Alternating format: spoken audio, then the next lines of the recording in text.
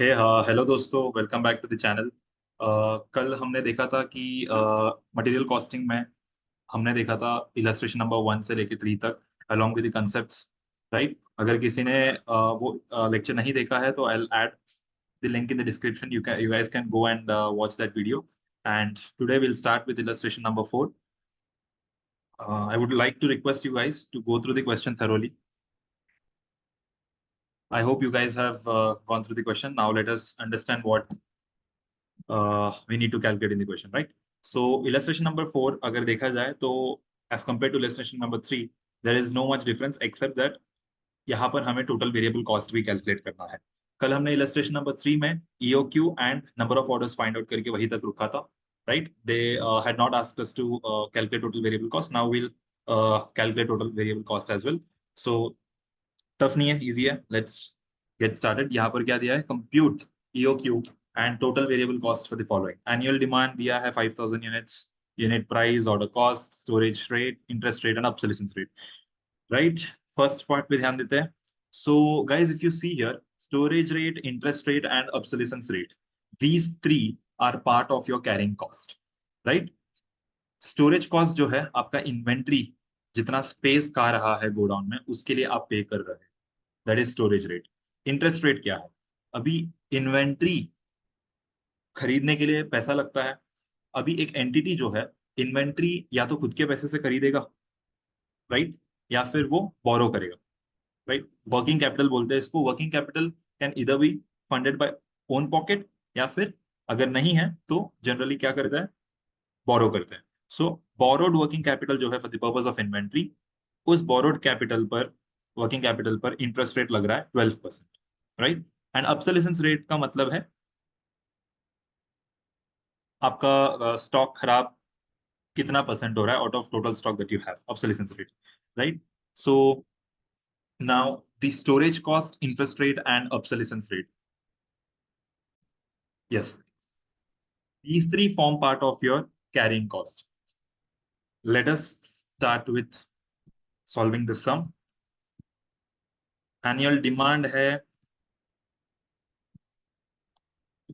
right, annual demand है, let me just add that this is illustration number 4. Just a minute, guys.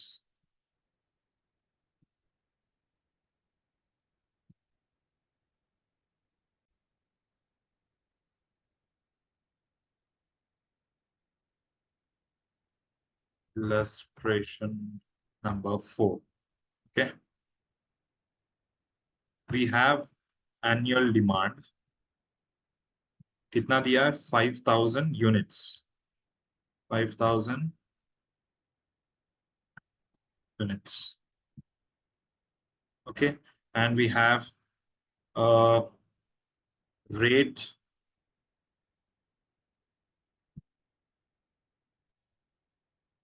per unit as 20 rupees. Okay. And हमें और क्या information दिया है? Order cost दिया गया है 16। ऑर्डर कॉस्ट पर ऑर्डर है, ये ध्यान रखना, that is 16 rupees. Okay. And now we have what? Storage rate, interest rate and obsolescence rate. As याद करो, मैंने ये बोला कि ये तीनों are your carrying cost, right. अभी यहाँ पर दिया गया परसेंटेजेस जो है that are per annum, and percentages दिया गया। सो हम इस परसेंटेजेस को किस पर अप्लाई करने वाला है? यूनिट प्राइस पर अप्लाई करने वाला है, राइट। सो यहाँ पर हम storage rate, interest rate and obsolescence rate चाहे तो अलग अलग कैलकुलेट कर सकते हैं, अगर इन डिटेल दिखाना है तो, या फिर we have an option that directly add up these percentages and calculate the total carrying cost, right, by applying the total percentage on the unit price. So if you see, we have storage rate at 2%, right, and interest rate दिया है 12%, and last क्या था? Obsolescence rate, right? Obsolescence rate is 6%. Now if we add this, total is 20%। अब इस 20% को हम apply करेंगे rate per unit पे to arrive at the carrying cost. Carrying cost, right? 20 rupees multiplied by 20%, which is 4 per unit. Okay, 4 rupees carrying cost per unit. Okay, guys. So now we have all the information for calculating the economic order quantity. Right? हमें economic order quantity का formula याद करना. So we have all the information required for the economic order quantity. मैं फिर से बता रहा हूँ, ये 20% हमने सम क्यों किया? Because these are all related to carrying your inventory. These are cost that are borne to carry your inventory. Storage किसके लिए होता है? इन्वेंट्री के लिए होता है। ये इंटरेस्ट रेट का लॉजिक क्या बताया मैंने? वर्किंग कैपिटल पे लग रहा है। एंड ऑब्सोल्यूशन रेट इज आपका स्टॉक कितना परसेंट वेस्ट हो रहा है, तो जितना वेस्ट हुआ उस पे जितना आपका कॉस्ट इनकर हुआ है वो वेस्ट हो गया अभी, right? So that is your carrying cost का पार्ट, ये तीनों। That's how we arrived at ₹4। Now EOQ calculate करते हैं। ईओक्यू इज इक्वल टू, क्या करेंगे हम? फॉर्मूला में मैं अभी फर्स्ट स्टेप में यहाँ पर फर्स्ट लाइक कैलकुलेट कर रहा हूँ without square root, because I am not able to apply the square root directly यहाँ पर, right? And let's let me just calculate the first like of EOQ का formula में जो पार्ट है, that is 2 multiplied by annual demand. Annual demand कितना है? 5000 units, right? Multiplied by हमारा order cost per order कितना है? 16 रुपीज पर ऑर्डर, राइट? अभी हम इसे डिवाइड करेंगे with carrying cost per unit. So we got the figure as 40,000, right? अभी हम इसका स्क्वायर रूट निकालेंगे। स्क्वायर रूट निकाला तो 200 आया। 200 is your EOQ. 200 units is your EOQ, right? We arrived at the EOQ, which is 200 units.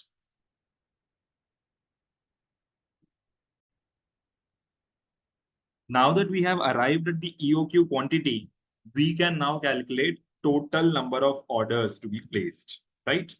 Total number of orders to be placed. Number of orders. What is the formula for this, guys? इसका formula है हमारा annual demand जो है, that divided by our EOQ quantity. So we will have 25 orders, right? 25 orders होगा हमारा। Now question में पूछा गया है calculate total variable cost. Now total variable cost का क्या क्या पार्ट्स होंगे? यहाँ पर हमें सिर्फ carrying cost and ordering cost को नहीं देखना। Total variable cost means we have to include material cost also. So total variable cost में हमारा क्या क्या आएगा? मटेरियल जो हमने खरीदा वो material cost, that is how much? हमारा 5000 यूनिट्स है, multiplied by rate per unit which amounts to 1 lakh rupees, right? 1 lakh rupees. Now we will calculate ordering cost. Ordering cost कितना है हमारा यहाँ पर? ऑर्डरिंग कॉस्ट टोटल कितना है? That will B, right, total number of orders is 25 and our order cost per order is 16. So we arrive at 400 rupees as our ordering cost. Now we are left with carrying cost. Carrying cost कैसे calculate करेंगे? याद करना, कल हमने जब भी EOQ का formula derive किया करने की कोशिश कर रहे थे, वहां पर मैंने समझाया था कि कैरिंग कॉस्ट कैलकुलेट करने के लिए, पर यूनिट कैलकुलेट करने के लिए हमने क्या देखा था? ये देखो, यहाँ पर number of units to carry जो है, हमने सबसे पहला क्या किया था? कैरिंग कॉस्ट को ब्रेक डाउन किया था into number of units to carry multiplied by carrying cost per unit, right? What is number of units to carry? It is generally, उसका मतलब ये है कि on an average at every point in time how much quantity of stock is kept on an average basis. So we assume that it would be around half of the order quantity, right? So same logic यहाँ पर लगाएंगे and उस logic को use करके हमारा EOQ क्या है? क्या बोला मैंने? कैरिंग कॉस्ट कैसे कैलकुलेट करेंगे? EOQ divided by 2, half of EOQ। Logic मैंने समझाया कि we assume that at any given point in time इतना एवरेज स्टॉक मेंटेन करते हैं, राइट, ईओक्यू का हाफ। सो हमारा EOQ is 200 divided by 2, this is the number of units to carry, this is number of units to carry guys। मैं चाहिए तो आप लोगों को अलग से यहाँ पर दिखाता हूं, number of units to carry,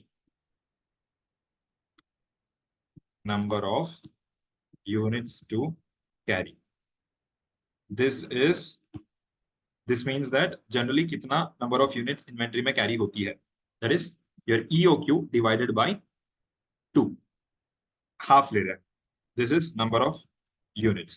now we will multiply this with क्या, ordering, sorry, carrying cost per unit, right, carrying cost per unit 4 है ये, right, तो carrying cost क्या आएगा, 100 multiplied by 4, 400 rupees। ठीक है गाइस, which is basically, यहाँ पर डायरेक्टली कैलकुलेट करके दिखाता हूं मैं, 200 units divided by 2 multiplied by your carrying cost per unit। ठीक है, ये तीनों निकाल देते हो यहाँ से। So now your total variable cost is sum of these three, material, ordering and carrying cost, right? 1,08,000 is your total cost, variable cost, right? I hope you guys have understood the sum। Now let us just cross verify, देखते एक बार right आया क्या, yeah, total cost is 1,08,000। अभी देखो भाई, part 2 जो है, इसमें ज्यादा कुछ नया नहीं है, बस रेट बदल दिया है। तो मैं आप लोगों को रिक्वेस्ट करता हूँ कि ये खुद से एक बार ट्राई कर लेना, ज्यादा कुछ अलग नहीं है, just the rate is changed, right. Now will move on to some concepts. अगर याद है तो कल हमने, आई मीन लास्ट लेक्चर में ये देखा था कि what is reorder level and what is reorder quantity. Reorder level को हमने ऊपर ऊपर कंसेप्ट अंडरस्टैंड करने के लिए ऊपर ऊपर एक छोटा सा एग्जांपल दिया था मैंने। आज हम ये सारे कंसेप्ट्स को एकदम डिटेल में देखेंगे, राइट। सो इन्वेंट्री कंट्रोल की बात करते हैं सबसे पहले, ये स्टेप्स की बात करता हूँ। सो इन्वेंट्री कंट्रोल में जनरली ये सारे चीजों पर फोकस किया जाता है। That is, first one is reorder stock level, जो हमने कल पहले डिस्कस किया था, राइट। रीऑर्डर स्टॉक लेवल का मतलब है when do we order, reorder stock level is when to order. उसके बाद आता है रीऑर्डर क्वांटिटी। चलो हमने कभी ऑर्डर करना है वो तय कर लिया, बट ऑर्डर करने के लिए एक ऑर्डर में कितना क्वांटिटी हम, कितना ऑर्डर साइज कितना रखेंगे हम, वो डिसाइड करेंगे। That is called as how much to order, EOQ, right. And उसके बाद आता है maximum stock level, up to how much to stock, मतलब ऐसा कौन सा लेवल है जिसके ऊपर हम स्टॉक नहीं रखेंगे। रीजन बीइंग, अगर उस लेवल से ज्यादा रखा तो we will end up bearing more cost. अब minimum stock level, at least how much to stock, मतलब at any given point in time हमारे पास कम से कम कितना स्टॉक होना ही चाहिए जिसके नीचे we should not go, right. An average stock level is generally stock normally kept, it is calculated, वो हम देखेंगे कैलकुलेशन क्या है, right. And danger stock level क्या है वो भी हम देखेंगे जब नीचे फिर से आएगा। Danger stock level will understand in detail क्या है। Buffer stock is to meet sudden demand. अभी के लिए इतना समझ लो कि यहाँ पर जो दिया है, kept for emergency requirement, and how it is calculated वो हम देखेंगे। डेंजर स्टॉक लेवल का मतलब है it is kept for the emergency requirement, right. And buffer stock का मतलब है टू मीट सडन डिमांड। दोनों में, डेंजर स्टॉक लेवल में एंड बफर स्टॉक लेवल में, एक थिन लाइन डिफरेंस है, right. Will understand that later. Now let us proceed and understand the graph first. There is a graph given by the institute here, right। अभी हमने ऊपर देखा inventory control में ये सारे टर्म्स थे, maximum stock level, order quantity, that is reorder quantity and reorder level, minimum stock, lead time, buffer stock, blah blah blah, right, these all things। now let us try and understand what this graphical representation is trying to portray, right. So हम यहाँ पर अगर देखेंगे ये maximum stock level है। सबसे पहले तो एक्स एक्सिस में क्या दिया है, टाइम दिया हुआ, ओके। एंड यहाँ पर वाई एक्सिस में स्टॉक लेवल है। अब ये जो लाइन है, this indicates our maximum stock level, right. So उसका मतलब है at any given point of time हमारा, हम इतना ही लेवल पे स्टॉक रखते हैं, इससे ऊपर नहीं रखते। सो मान लो कि आप के बिजनेस में आपका स्टॉक इस लेवल पे है, जहां पर मैं सर्कल कर रहा हूँ, राइट, इस लेवल पे। अब डेली आपका प्रोडक्शन में रॉ मटेरियल यूज होगा, राइट। तो एवरी डे समझो कि यहाँ पर एक दिन खत्म हुआ तो थोड़ा रॉ मटेरियल यूज हो गया, तो आपका मैक्सिमम स्टॉक लेवल से स्टॉक नीचे आ गया। सेकेंड डे वैसा और थोड़ा, चौथा डे, तीसरे दिन और थोड़ा यूज हो गया, फोर्थ डे, फिफ्थ डे, ऐसा as and when your production activity goes on on a day to day basis, आपका जो स्टॉक लेवल है वो गिरता आता है, राइट, गिरता आता है। और हमने क्या कर रखा है, यहाँ पर रीऑर्डर लेवल सेट करके रखा हुआ है। सो आपका स्टॉक लेवल जो है वो जैसे जैसे नीचे आते हुए आपका रीऑर्डर लेवल को टच करता है, उस रीऑर्डर लेवल पे हम स्टॉक रीऑर्डर करते हैं, राइट, स्टॉक को रीऑर्डर करते हैं। अभी समझो यहाँ पर ये फिफ्थ डे है, फर्स्ट डे ये था, ये फिफ्थ डे है। फर्स्ट डे से फिफ्थ डे तक इतना आपका इन्वेंट्री गिरा, एंड फिफ्थ डे आपका रीऑर्डर लेवल टच किया, तो रीऑर्डर लेवल जैसे ही टच किया आपने एक रीऑर्डर प्लेस कर दिया ऑफ द स्टॉक। अब मुझे ये बताओ, जिस दिन आपने रीऑर्डर किया उसी दिन स्टॉक आएगा क्या? नहीं, there is a certain time period to you know the new stock to arrive at your godown और योर फैक्ट्री। अभी एक एग्जांपल ले लो ना, आप अगर अमेजोन में आज ऑर्डर कर रहे हो तो आज ही आने के चांसेस बहुत कम है ना। आई एम नॉट सेइंग ऐसा केसेस नहीं है, but this is very rate. आज जो अमेजोन में हम वन डे डिलीवरी देखते हैं, वो भी एक दिन का टाइम तो लेना ना। इट्स नॉट लाइक आज अभी हमने ऑर्डर प्लेस कर दिया और 2-3 घंटे में आ गया तो बड़ी बात है भाई, देखो, कोई प्रॉब्लम नहीं है। बट जनरली ऐसा नहीं होता है। Most of the times practically देखा जाए तो there is certain time which is taken from the time when you place the new order, right, and till that order is received at the factory or the godown. So अभी समझो fifth day पे आपने order किया, right, and fifth day पे stock नहीं आया, but क्या sixth day पे आपका प्रोडक्शन रुकने वाला है? नहीं ना, आपके पास स्टॉक इतना लेवल का और पड़ा ही हुआ है ना। तो आप सिक्स्थ डे पे यूज करते जाओगे, यूज करते जाओगे, सिक्स्थ डे पे यूज कर लिया, सेवेंथ डे पे यूज कर लिया, एट्थ, नाइन्थ, टेंथ डे पे आने के बाद समझो आपका स्टॉक आ गया। जो आपने फिफ्थ डे पे ऑर्डर किया था वो स्टॉक आया फिफ्थ डे पर, सॉरी, टेंथ डे पर। सो जैसे ही टेंथ डे पर आ गया आपका स्टॉक फिर से मैक्सिमम लेवल पहुंच गया। So you had started at maximum level, came down to reorder level because there is a lead time, that is fifth day को आपने ऑर्डर किया तो आपका नया स्टॉक आने के लिए टेंथ डे तक रुकना पड़ा। सो 10 - 5, 5 days का जो गैप है, that is your lead time, that is your what, that is your lead time, that is reorder period. तो उस रीऑर्डर के पीरियड में आपने रीऑर्डर लेवल पे जितना स्टॉक था उस स्टॉक से भी और नीचे आ जाओगे, बिकॉज आपका नया स्टॉक अभी तक आपके गोडाउन में पहुंचा नहीं है, राइट। बट जिस दिन पहुंचेगा उस दिन फिर से आपका स्टॉक मैक्सिमम लेवल पर पहुंच जाएगा, right. And this goes on like this. So there is always a limit set for your minimum stock level, मतलब इतना लेवल का आपका स्टॉक होना ही है जिसके नीचे आप नहीं जाओगे। अगर जाओगे तो then you will start hitting your danger level and buffer stock level, ठीक है। बफर स्टॉक, डेंजर स्टॉक हम समझेंगे, डिटेल में समझेंगे, बट आई होप ये मेजरली जो मैं समझाना चाह रहा था, ये ग्राफ, वो आप लोगों को समझा, right.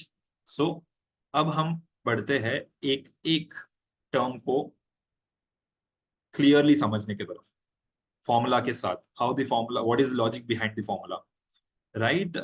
Now let me just begin with reorder level. Reorder quantity फिर से नहीं बताऊंगा, reorder quantity हमने कल डिटेल में देखा था। Now let us just start with the reorder level, right? Reorder stock level. How much to order, right? So यहाँ पर मैंने एक रखा हुआ, okay,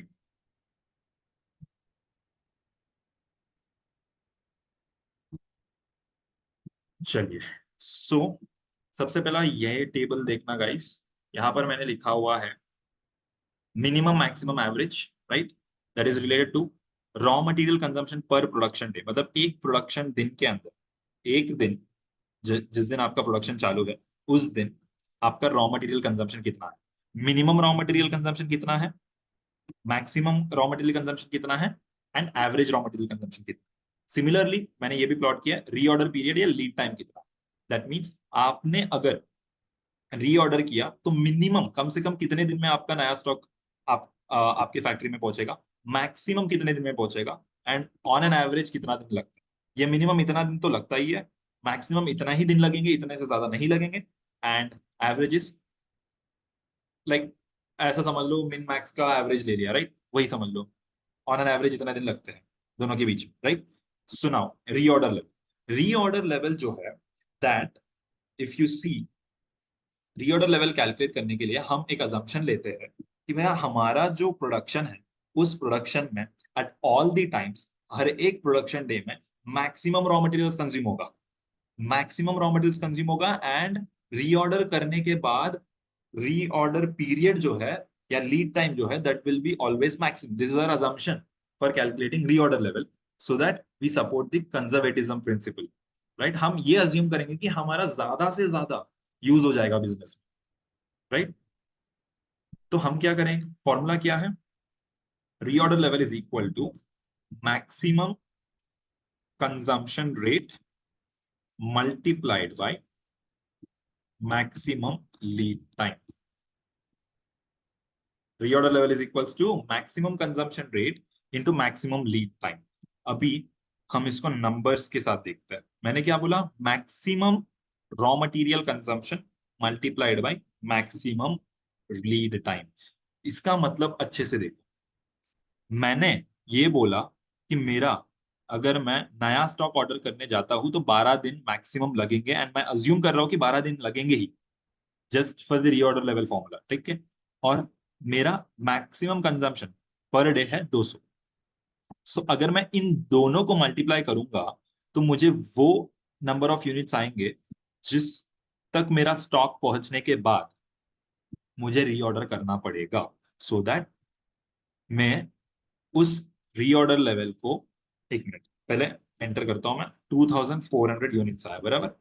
so what does this 2400 units mean, उसका मतलब कि जब मेरा स्टॉक 2400 हिट करेगा तब मुझे रीऑर्डर करना चाहिए, सो दैट अगर इन वर्स्ट केस सिनेरियो हर रोज मेरा अगर मैक्सिमम कंजम्पशन होता भी है, तो this stock will help support my production for a maximum period of 12 days, which is your maximum lead time, right? हमने मैक्सिमम लीड टाइम तक का स्टॉक को जमा करके रखा हुआ है। बात ये भूल जाओ कि मैक्सिमम हर दिन मैक्सिमम ही यूज होगा कि नहीं। ये कंजर्वेटिज्म प्रिंसिपल याद करो कि हम सेफ साइड चल रहे हैं, कि अगर मैक्सिमम होना ही है, एक दिन में इतना यूज होगा ही, तो हमारा कितना लेवल आने तक, कितना लेवल आने के बाद हमको रीऑर्डर करना चाहिए। So we assume that maximum इतना होगा कंजम्पशन, एंड हमारा नया स्टॉक आने के लिए 12 दिन लगेगा, तो 12 into maximum consumption is your 2400 units, which is your reorder level, right? This is your reorder level, and I hope you guys have understood the logic behind the formula. Now let us try and understand maximum stock level. Okay, maximum stock level का formula ये है, reorder level minus reorder quantity, which is also called as your economic order quantity, right? And sorry, minus nahi, plus reorder quantity minus आपका minimum consumption rate multiplied by आपका minimum lead time। आते हैं इस पे, आते हैं, समझाऊंगा, formula समझाऊंगा। Now let us go back to the, the graph that was plotted here। हमने क्या देखा, देख, रीऑर्डर लेवल जो होता है वो हमेशा maximum stock level and minimum stock level के बीच में होता है, राइट। लॉजिकली समझ रहे हैं, बीच में ही होगा ना। मैक्सिमम स्टॉक इज वो स्टॉक जिसके ऊपर आप कभी स्टॉक लाओगे नहीं, मिनिमम इज उतना मिनिमम रखना ही है, तो इन दोनों के बीच में ही होगा ना रीऑर्डर लेवल, तो right. So always remember, reorder level is always, it always lies between your maximum stock and minimum stock. तो एक नॉर्मल ग्राफ देख के इस चीज को समझो कि अगर मुझे रीऑर्डर लेवल से मैक्सिमम स्टॉक लेवल कैलकुलेट करना है, तो मैं reorder level plus reorder quantity करूंगा। रीजन भी, मैं जैसे ही रीऑर्डर लेवल पहुंचा, मैंने नया स्टॉक ऑर्डर किया, बट वो स्टॉक मेरा आने के लिए 5 दिन का टाइम लगा, याद करो। 5, यहाँ ये 5th डे था, ये 10th डे था, राइट। मैंने 5th डे पे रीऑर्डर किया, तो मुझे टाइम लगा 10th डे तक। फिर उसके बाद मेरा मैक्सिमम स्टॉक ऊपर चला गया। So at any given point in time मेरा maximum stock level will be reorder level plus मेरा रीऑर्डर क्वांटिटी, बट और एक लेग है आप, that is minus your raw material consumption that you made at the time your during the course of your lead time. अब समझो ये बात कि आपने जिस दिन रीऑर्डर किया उसी दिन तो नया स्टॉक नहीं आया ना। समझो, समझो कि आपने, आपका रीऑर्डर लेवल था 100, ठीक है। आपने स्टॉक ऑर्डर किया नया of you know let's say 150 का ऑर्डर किया, एंड आपका लीड टाइम है, अच्छे से लिखता हूँ, 1 मिनट रुकना, लेट अस गो हियर। हाँ, मैं क्या बोल रहा हूँ कि आपका consumption rate of raw material, let's say दिन का आप 10 यूज कर रहे हो, 10 रॉ मटेरियल्स यूज करते हो, ठीक है। आपका रीऑर्डर लेवल आपने सेट कर रखा है 100 यूनिट्स पर, ठीक है। और आपका लीड टाइम जो है, समझो कि वो 5 दिन है, ठीक है, 5 डेज। फिर चलो 3 दिन रखते हैं, सॉरी, 3 डेज, ओके। अभी एंड लेट्स से कि आपका रीऑर्डर क्वांटिटी जो है, वो आपका रीऑर्डर क्वांटिटी पर ऑर्डर जो होता है, रीऑर्डर क्वांटिटी लेट्स से 150 होगा, ठीक है। रैंडमली ले रहा हूँ मैं नंबर्स, ठीक, कोई लॉजिक नहीं है नंबर्स के बीच, नंबर्स के ऊपर, ठीक है। सो नाउ लेट्स से आपने यू नो रीऑर्डर लेवल पहुंचा, आपने एक दिन आप पहुंच गए रीऑर्डर लेवल पर, तो रीऑर्डर लेवल जिस दिन पहुंचा उस दिन आपका स्टॉक कितना है, स्टॉक ऑन रीऑर्डर डेट कितना था, ऑफ कोर्स 100, राइट। अब आप बोलोगे आपने नया स्टॉक ऑर्डर किया, राइट, नया स्टॉक ऑर्डर किया तो आपका स्टॉक गया 150 तक, विच इज दिस। अब आप बोलोगे कि तो आपका टोटल स्टॉक 250 है। नो, 250 है, बट बट ये जो ROQ है, ये क्या, जिस दिन आपने रीऑर्डर किया उसी दिन ये ROQ अराइव हुआ क्या आपके गोडाउन में? नहीं ना, this took 3 days time. This took 3 days time. 3 दिन के बाद आपके पास 150 आया, 150 यूनिट आया। बट इस 3 दिन के टाइम में जो आपका 100 यूनिट थे ऑन रीऑर्डर डेट, उस स्टॉक ऑफ 100 में से 3 दिन का स्टॉक यूज हो गया ना। ये देखो भाई, समझो बात को, यहां पर ये reorder date is one, let me just put as 1 April 2024, ठीक है। ये आपका रीऑर्डर डेट था, इस दिन आपका स्टॉक 100 था, राइट। अभी आपको 3 दिन टाइम लगेंगे, रीऑर्डर क्वांटिटी आपके फैक्ट्री में आने के लिए उतना टाइम लगे, तो 4 अप्रैल 2024 को आपका ROQ स्टॉक रिसीव हुआ होगा। बट ये 250 को डिलीट कर देता हूँ, late me just paste it here. But आपका जो 2 अप्रैल था एंड जो आपका 3 अप्रैल था,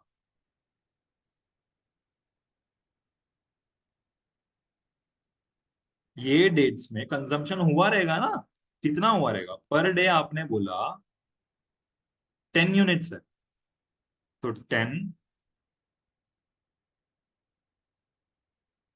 and I am really sorry, मैंने थोड़ा यहाँ पर गड़बड़ कर दिया, which is 5 and this is 4, quantity यहाँ पर आएगा, ये यहाँ पर आएगा 3, तो 10 आपने स्टॉक रीऑर्डर किया था ऑन 1 अप्रैल, जिस दिन 100 थे, एंड आपका 5 अप्रैल को स्टॉक नया वाला आया 150।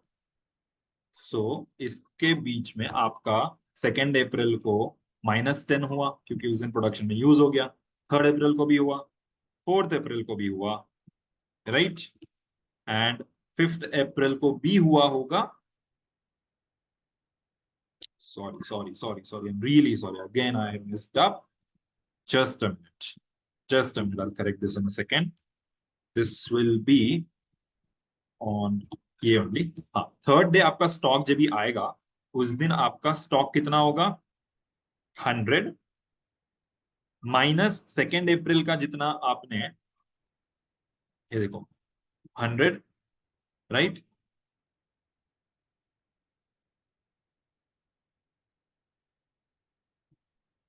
माइनस आपका 2nd अप्रैल को जितना यूज हुआ, माइनस आपका 3rd अप्रैल को जितना यूज हुआ, माइनस आज जिस दिन हमारा नया स्टॉक आने वाला है आज भी 10 यूनिट यूज होने वाले हैं, प्लस आज जो हमने नया ऑर्डर स्टॉक में नया ऑर्डर गोडाउन में भरा हो, तो टोटल आपका 220 होगा, राइट। आपको कंसेप्ट समझा is what I hope. Let me just break this down so that you guys understand.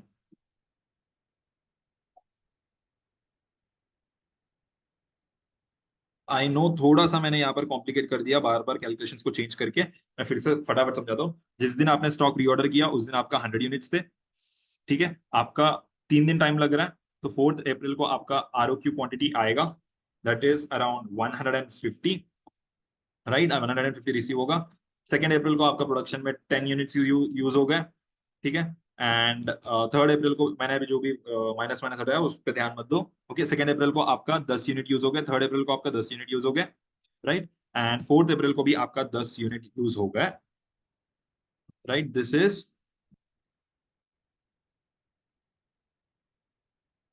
Consumption, consumption, and this is restock, and यहां पर ये नॉर्मल स्टॉक कितना है, ठीक है। ये 100 जो है ना यहाँ पर on 1st April, this is stock remaining after materials issued to production on 1st April. मतलब ये 100 जो है at the day end 1st April को 100 था, 2nd अप्रैल को 10 यूज हो गए, 3rd अप्रैल को यूज हो गया, 4th अप्रैल को यूज हो गया, 4th अप्रैल को एक्स्ट्रा आया भी। Now my total stock is 280, not 280, sorry, गलत किया, आई am really sorry guys. 100 minus 10 which is used for consumption on 2nd, on 3rd फिर से यूज हुआ, एंड ऑन 4th इतना हुआ, प्लस मैंने रीस्टॉक किया ऑन 4th अप्रैल ऑफ 150 किया, इन द सेंस रीस्टॉक मैंने करने के लिए ऑर्डर किया था 1st अप्रैल को और ऑर्डर पहुंचा ऑन 4th, तो मेरे पास टोटल स्टॉक हुआ 220। So that is what I was trying to explain here. आपका ROL quantity, ROL reorder date के दिन 100 था, plus ROQ that is 150, right, minus minimum consumption rate into minimum lead time which is ये तीनों का सम 30। इसको हम डायरेक्टली अराइव करने के लिए करेंगे consumption rate multiplied bye lead time that is 30। अगर मैं यहाँ पर डायरेक्टली दिखाऊँ आप लोगों का नंबर, तो 100 minus 30 plus your 150 which is 220, right. So एक और चीज बताता हूँ जो रह गया, दैट इज हमने यहां पर जो कंजम्पशन रेट लिया है, this is assumed to be minimum consumption rate and this is assumed to be minimum lead time. इसका मतलब है जब हम मैक्सिमम स्टॉक लेवल कैलकुलेट कर रहे हैं, वहां पर जो हमारा लीड टाइम में कंजम्पशन हुआ है, that consumption we are assuming कि मिनिमम हुआ होगा, right. Same logic as reorder level में जो हमने मैक्सिमम क्यों कंसिडर कर रहे हैं का लॉजिक था, that is exactly on a similar line for this why we are considering यहाँ पर मिनिमम कंजम्पशन। तो हम अज्यूम कर रहे हैं कि लीड टाइम जो है जब तक हमारा नया स्टॉक आता नहीं है, उस पीरियड में जो हमारा स्टॉक यूज होने वाला है, that will be consumed at a minimum level, okay, minimum rate, minimum consumption rate, and हमारा लीड टाइम हम अज्यूम कर रहे हैं कि भाई कम से कम टाइम में ही आ जाए, and that's how we are calculating maximum stock level. I hope you guys have understood what maximum stock level is. Now let us just move on to minimum stock level, right? Minimum stock level. Again, I'll try and explain you through graph.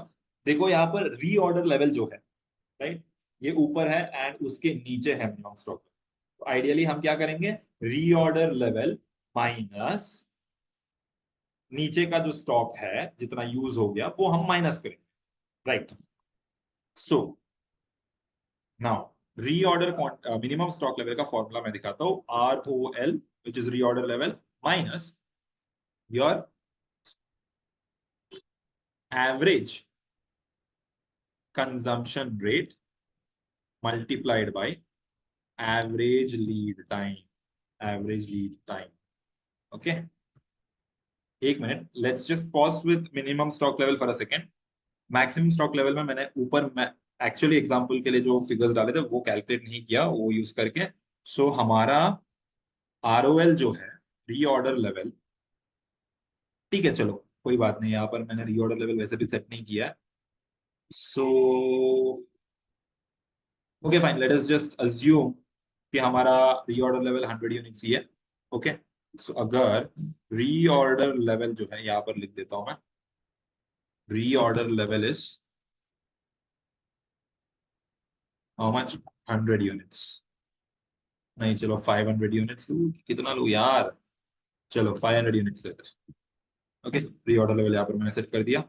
तो R reorder level is 500 plus हमारा ROQ, ओ हो, ROQ भी मैंने mention नहीं किया यहाँ पर। Okay, ROQ is equal to, let's say, 750 units. Okay, तो guys now let us just calculate ROL जो है मेरा 500 यूनिट्स है, प्लस ROQ जो है 750 यूनिट्स है, माइनस मेरा minimum consumption rate per day is 100 and multiplied by minimum reorder और lead time is 8, right.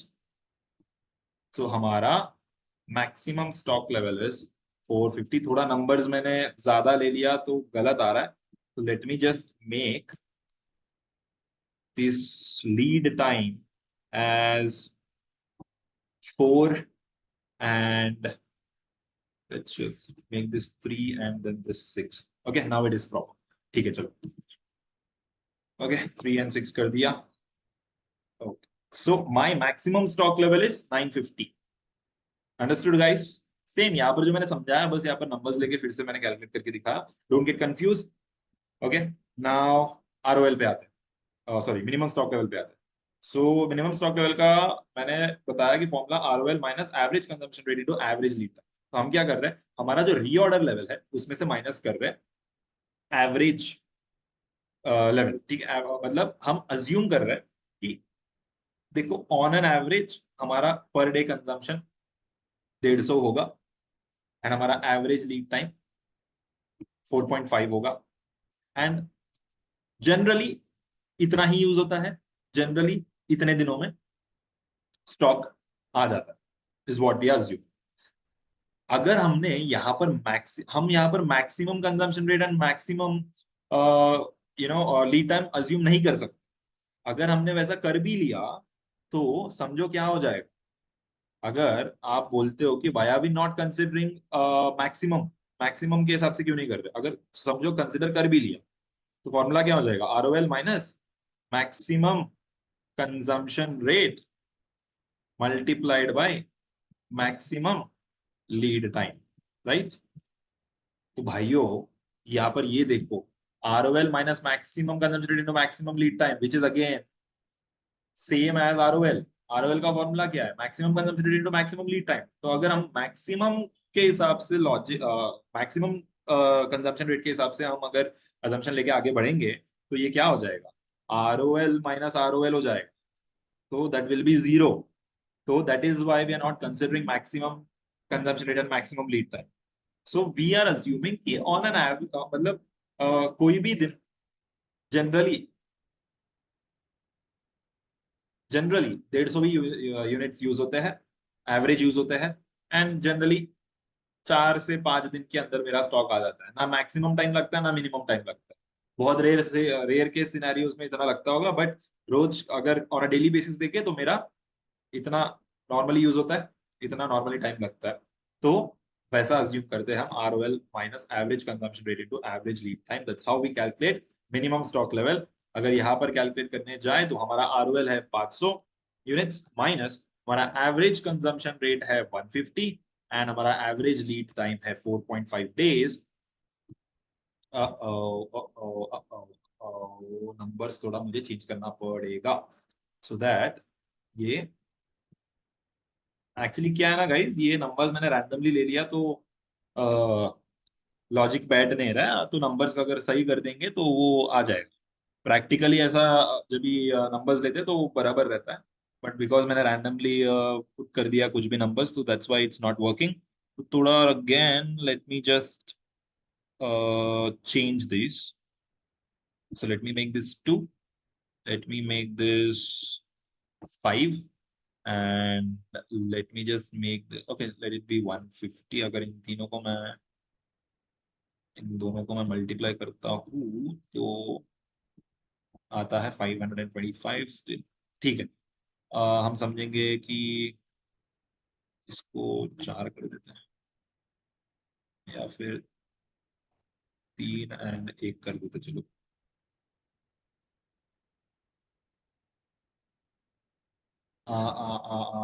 Actually I got it, why I went wrong. मुझे रीऑर्डर लेवल 500 यूनिट्स कंसिडर करने की जरूरत ही नहीं थी, मैं भी पागल हूँ जरा।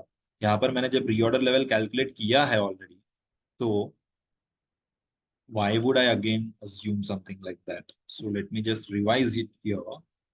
ROL जो है मेरा 600 यूनिट है, प्लस मेरा ROQ जो है 750 यूनिट्स है, right, and minus minimum consumption rate multiplied bye minimum lead time, which is maximum stock level is 1250। now हमारा नंबर बराबर आएगा, ROL is 600 units minus average consumption rate जो है that is 150 and multiplied by average lead time 2।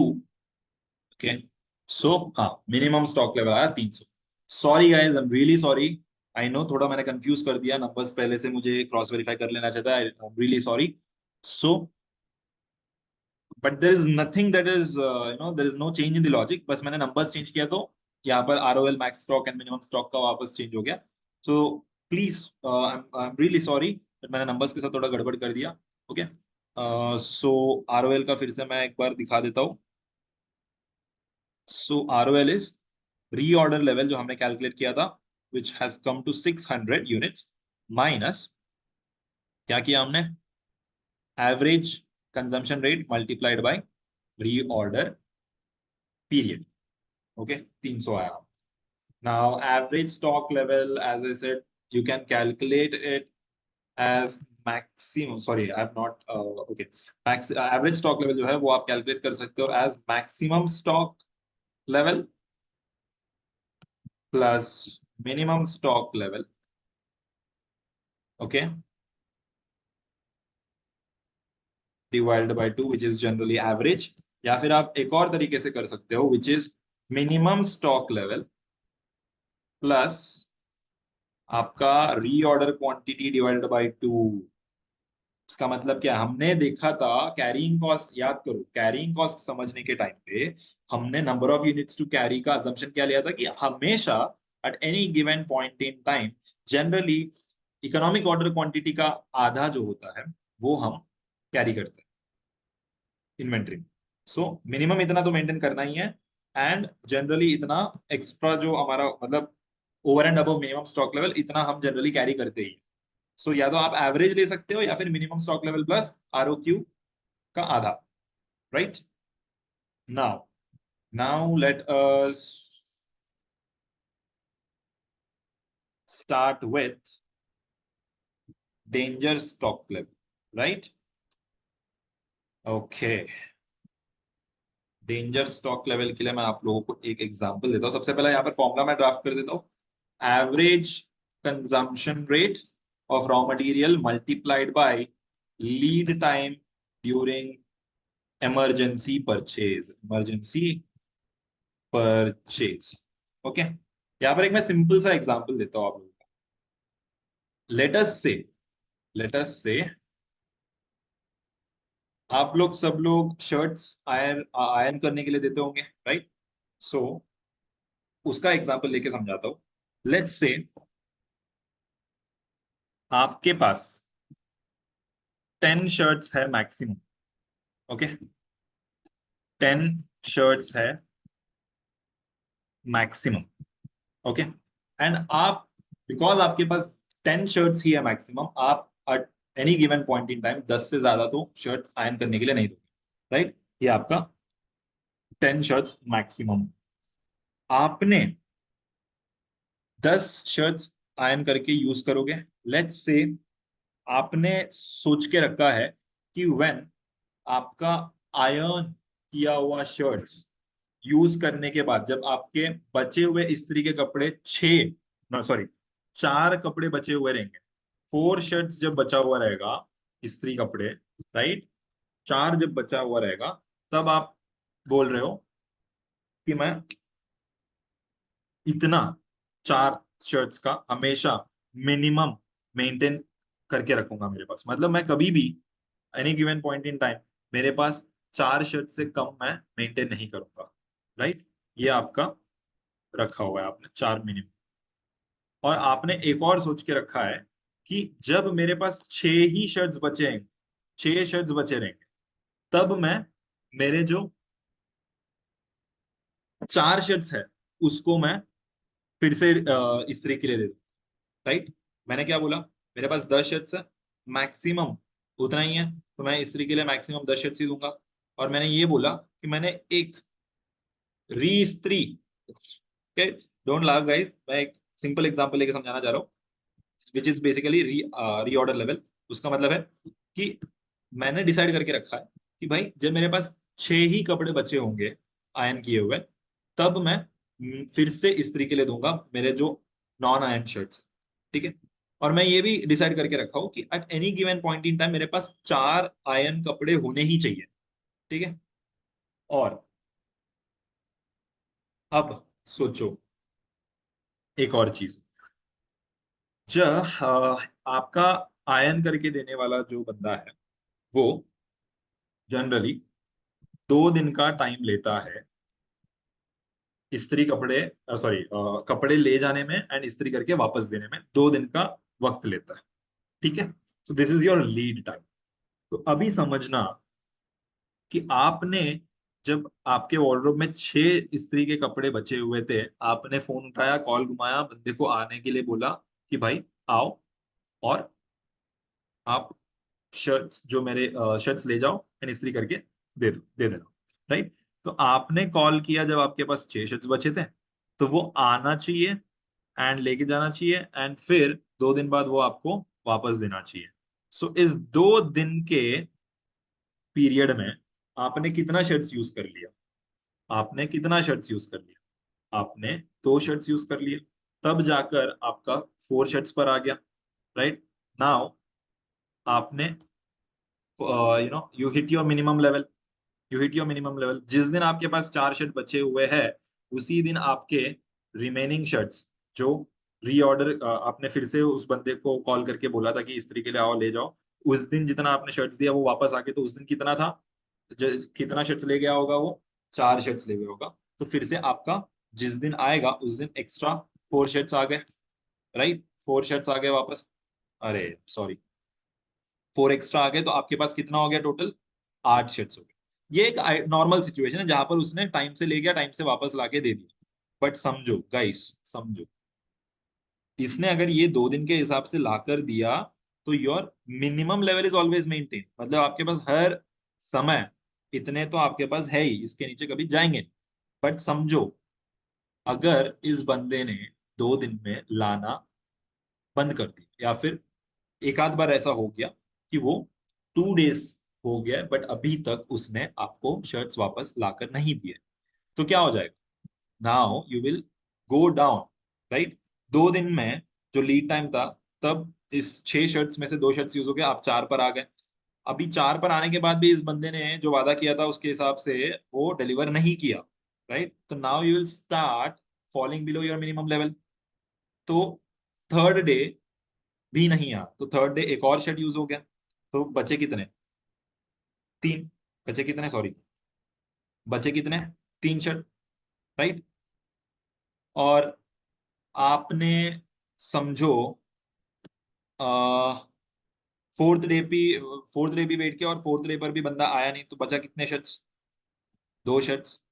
अब you have only 2 days left, उसके बाद you'll run out of your shirts, right?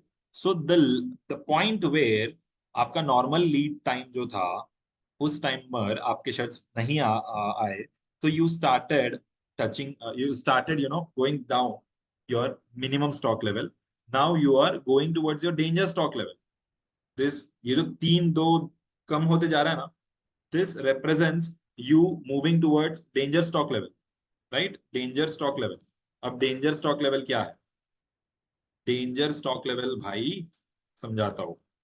Danger stock level का मतलब है, आप आपके शर्ट्स कौन से नंबर तक आने के बाद दूसरा अल्टरनेटिव सोचोगे, सो दैट सो दैट आपका कोई ऐसा दिन ना आए जहां पर आपको इस्त्री के कपड़े नहीं बचे। तो आप क्या करोगे? आपका अज्यूम करोगे कि एवरेज कंजम्पशन, राइट, एवरेज यहाँ पर है ना, सॉरी ऑलरेडी लिखा होगा ना, ओके। एवरेज कंजम्पशन रेट मतलब दिन का एक शेड यूज कर रहे हो, multiplied by lead time during emergency purchase.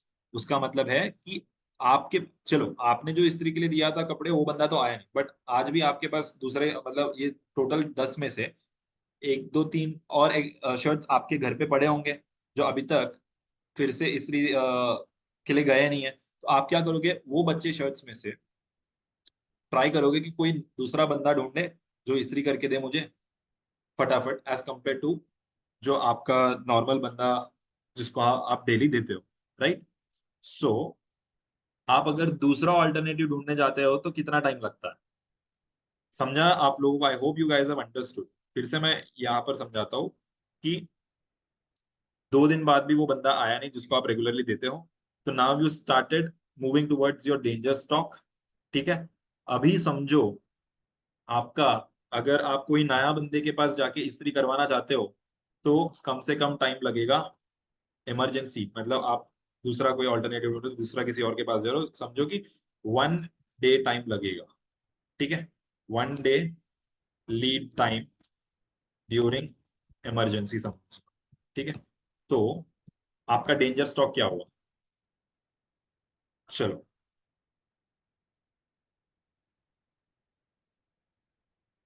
तीसरा दिन बंदा नहीं आया, आपके पास 3 शर्ट्स बचे। चौथा दिन बंदा नहीं आया, आपके पास 2 शर्ट्स बचे। फिफ्थ डे बंदा नहीं आया, आपका जो रेगुलर बंदा है वो नहीं आया, तो आपके पास बचा एक ही शर्ट, राइट। तो अगर आप, जब आपके पास एक शर्ट बचा है, तब आप अगर कोई भी एक्शन नहीं लोगे, तो आपका 7th डे पे कपड़े ही नहीं होंगे आपके पास पहनने के लिए। तो आप क्या करोगे? जब आपका शर्ट एक पर पहुंच गया, तब आप आपके पास जो नॉन आयरन शर्ट है वो ले जाओगे किसी और बंदे के पास, ताकि वो किसी और बंदे के पास जो तुरंत करके दे आप, या फिर आपका नॉर्मल बंदे से भी पहले दे। तो आपके पास अभी एक दिन चलाने के लिए एक शर्ट बचा हुआ है। तो आप जिस दिन आपका एक शर्ट बचा हुआ है, उस दिन आप कपड़े दोगे दूसरा बंदे को, वो एक दिन में लाकर देगा, so that on 8th day की 7th डे जो भी, हाँ, अगले दिन आपके पास फिर से शर्ट आ जाएगा।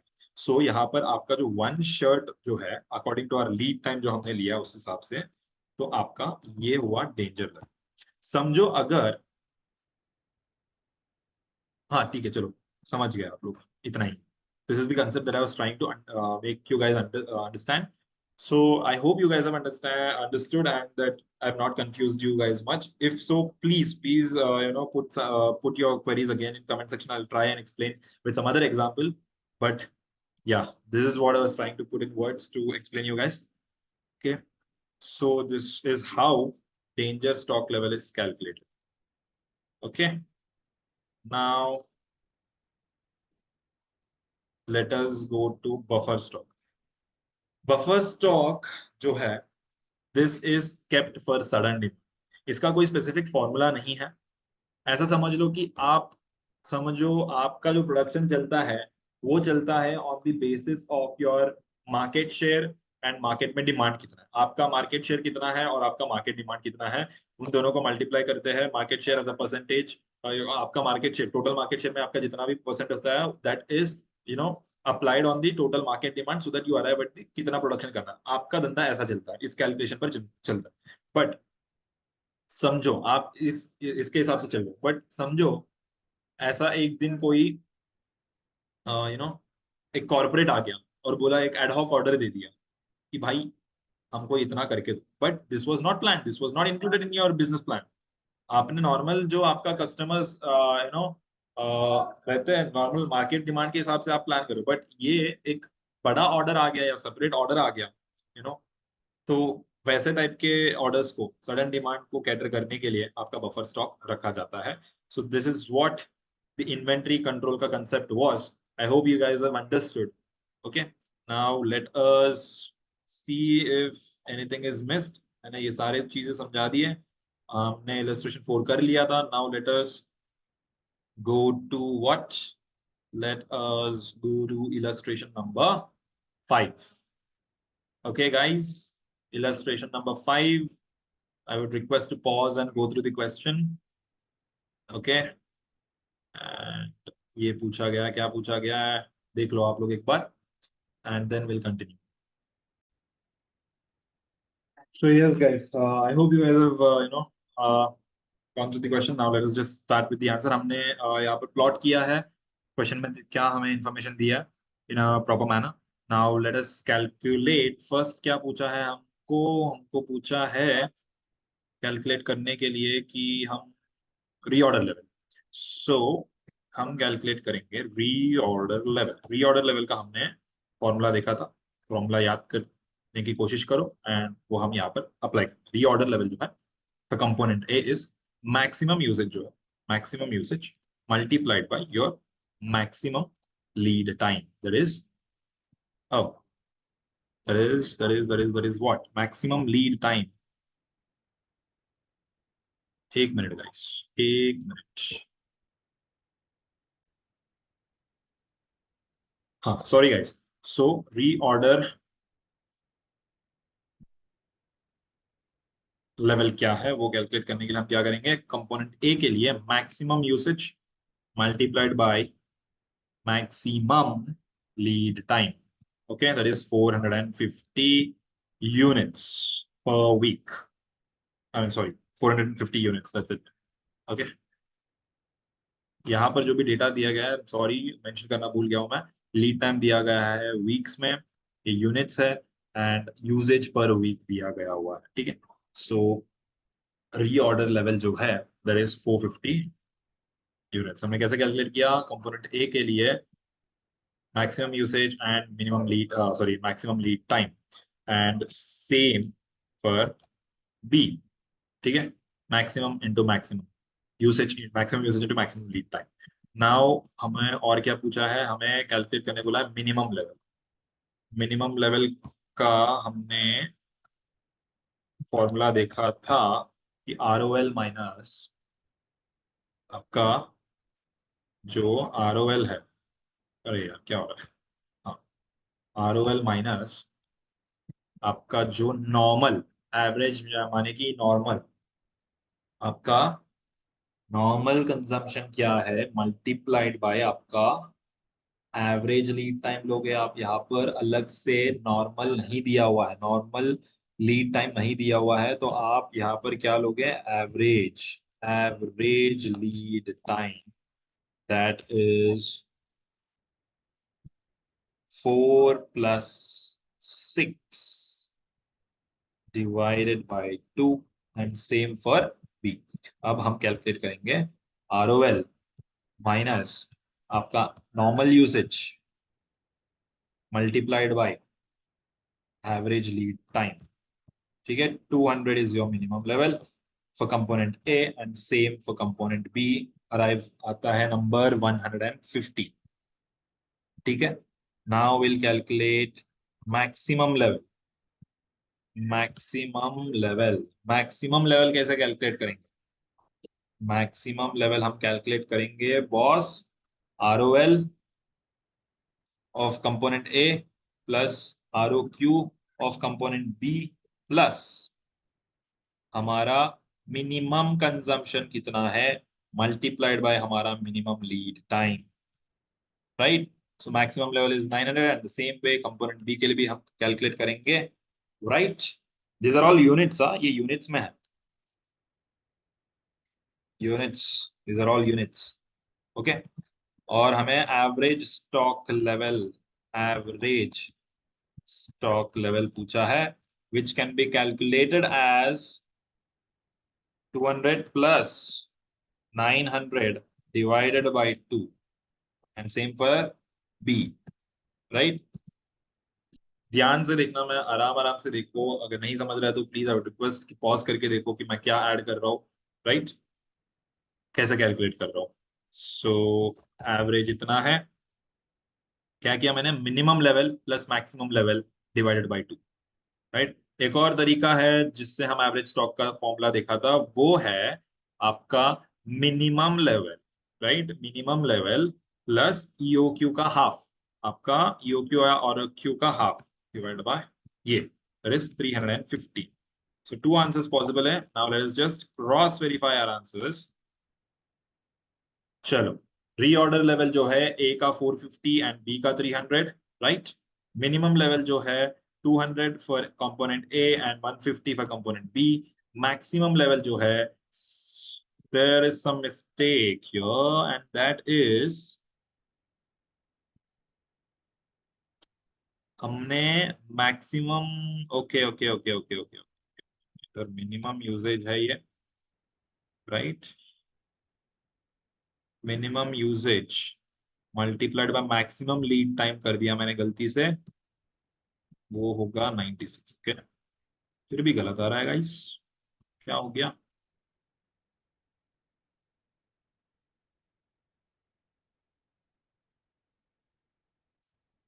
Minimum usage into minimum period ना, वही किया है ना मैंने यहाँ पर,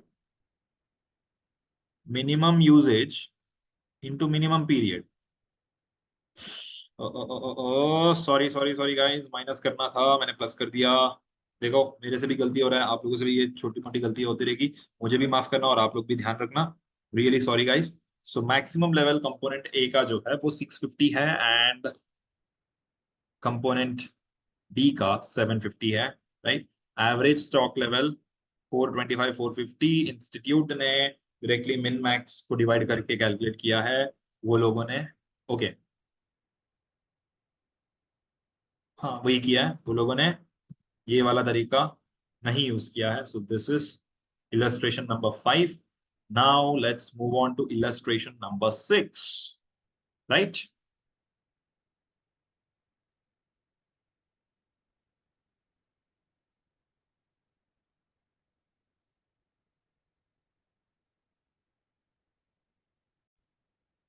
hey guys,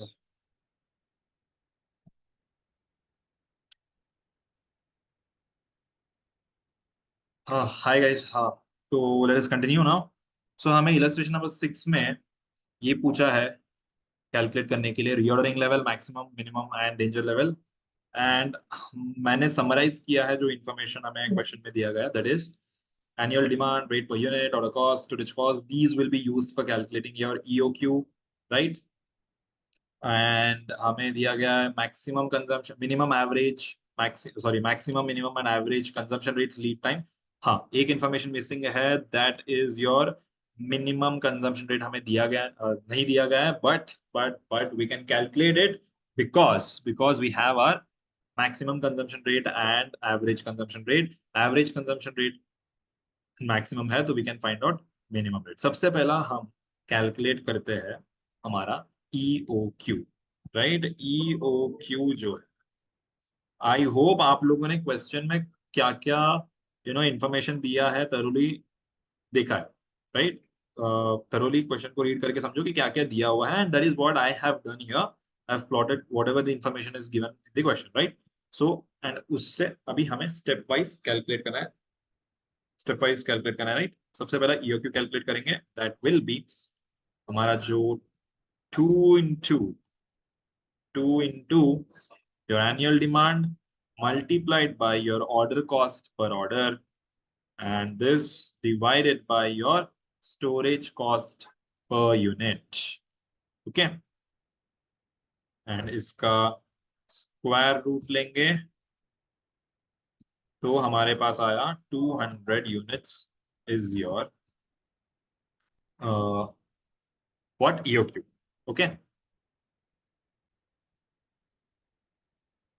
now we'll move to calculate minimum consumption rate. क्या सबसे पहला हम देखेंगे average consumption rate generally find out करने के लिए फॉर्मूला क्या होगा guys. This will be sorry equal to क्या होगा आपका maximum consumption rate plus minimum consumption rate divided by 2, right. इसका तो कुछ नहीं है, सिंपल मैथ से यहाँ वहां करना है, LHS में घुमाना है, RHS में घुमाना है, जो जैसा फिगर मतलब जो वेरिएबल फाइंड आउट करना है उस हिसाब से हम LHS RHS खेलेंगे एंड उस हिसाब से will find out minimum rate. तो यहाँ पर हमने क्या करा, हमने फॉर्मूला तो डाल दिया. अभी लेट अस कैलकुलेट क्या आएगा.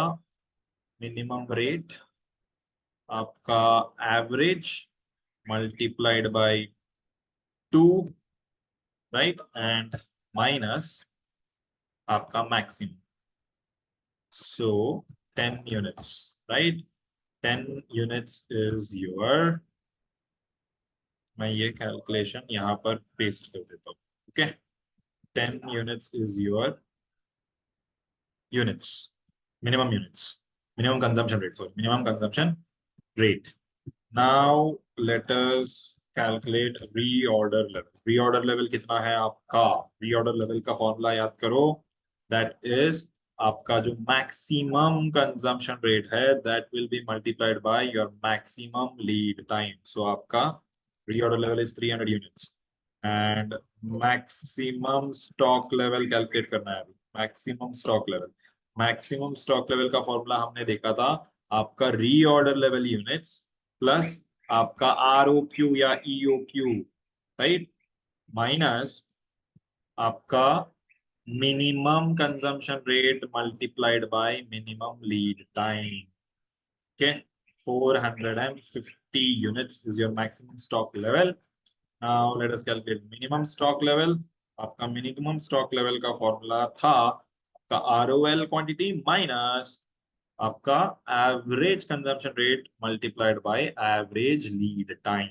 Okay, so your minimum stock level is 150 units. And एक और चीज पूछा गया है danger stock level. Danger stock level का फॉर्मूला एंड लॉजिक हमने देखा था, that was your average, right. यहाँ पर एक और इंफॉर्मेशन हमारे पास नहीं है कि है, राइट, है, sorry.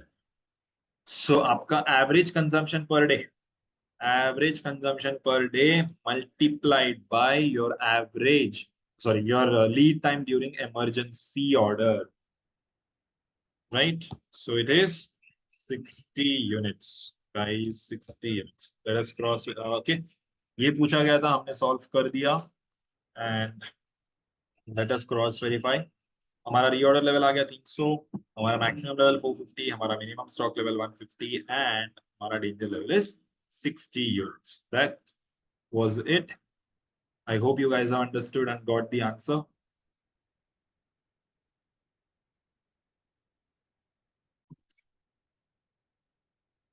Okay, guys, let's stop here and we'll continue from illustration number what? Illustration number 7 with a new concept within material costing. हम next lecture से start करेंगे. Thank you, guys. If you have any doubts, please post them in the comment section. I'll try and answer them. Thank you. Bye.